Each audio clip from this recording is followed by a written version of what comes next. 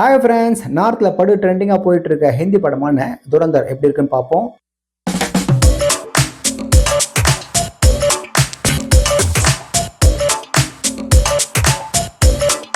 2019 வந்த ஊரி த surgical strike படத்தை பற்றி உங்களுக்கு தெரிஞ்சிருக்கும். விமர்சன ரீதியாகவும் பாக்ஸ் ஆஃபீஸ்லையும் நல்ல சக்ஸஸை பார்த்த படம் அது. அதோட டைரக்டர் ஆதித்ய தார் சிறந்த இயக்குனருக்கான தேசிய விருதையும் வாங்கினாரு. அதுக்கடுத்து 6 வருஷத்துக்கு அப்புறம் ரன்வீர் சிங்கோட சேர்ந்து இந்த துரந்தர் பார்ட் 1 படத்தை எடுத்திருக்காரு. இவர் கூட அக்ஷய் கண்ணா, ஆர் மாதவன், சஞ்சய் தத், அர்ஜுன் ராம்பால்னு பெரிய ஆர்டிஸ்டுங்களும் நடிச்சிருக்காங்க. முதல் படம் மாதிரியே இந்த படத்துலையும் ஆதித்ய தார் இந்தியா பாகிஸ்தான் பின்னணியில் நடந்த சில நிஜ சம்பவங்களை வச்சு இந்த படத்தை 2 பாகமாக எடுத்திருக்காரு. இது ஒரு எஸ்பனாஜ் ஆக்ஷன் த்ரில்லர் படமா வெளிவந்திருக்கு. இதோட கதை 1999 ஆரம்பிக்குது.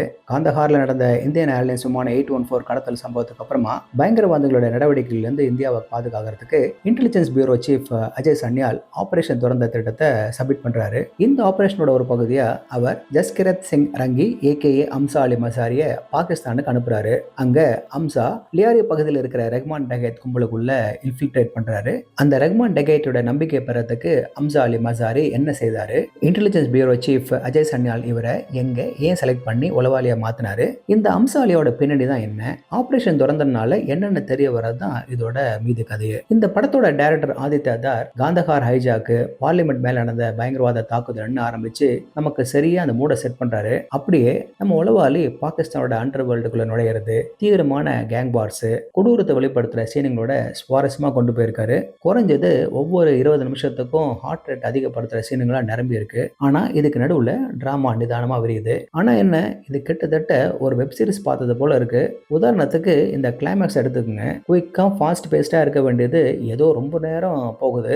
நல்லா ஷூட் பண்ணியிருந்தாலும் டிராகிங் தான். இந்த ஆக்ஷன்ல வர ரெஹ்மான் டகேத் கேரக்டர் சூப்பர்மேனா என்ன, காலில் சுடப்பட்டும் ஓடுறாரு, சண்டை போடுறாரு. அதே மாதிரியா எல்லாரும் காயக்கல்பம் சாப்பிட்ட மாதிரி சண்டை போடுறாங்க, போட்டுக்கிட்டே இருக்காங்க. இதுல சிறந்த விஷயங்கள்ல ஒண்ணு இந்த ஆக்டருங்களோட பர்ஃபார்மன்ஸ்.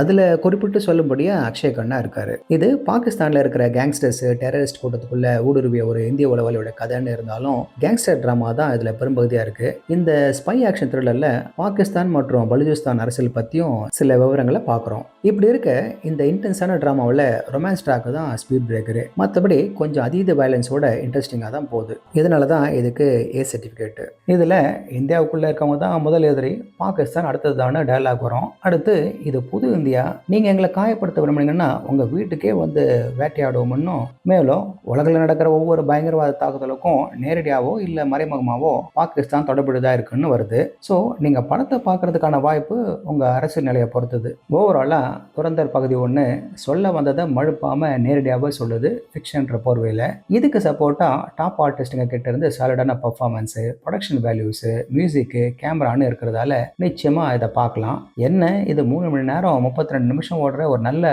தயாரிக்கப்பட்ட வெப் சீரிஸ் மாதிரி இருக்கு. ஆனா இப்படி பார்த்தோம் மார்ச் மாசம் வரை வெயிட் பண்ணணும் இதோட செகண்ட் பார்ட்டுக்காக. இதை பார்க்க வருபவங்க நம்ம ஊர் தியேட்டருங்களில் இங்கிலீஷ் சப்டைட்டிலோட அவைலபிளா இருக்கு, பாருங்க.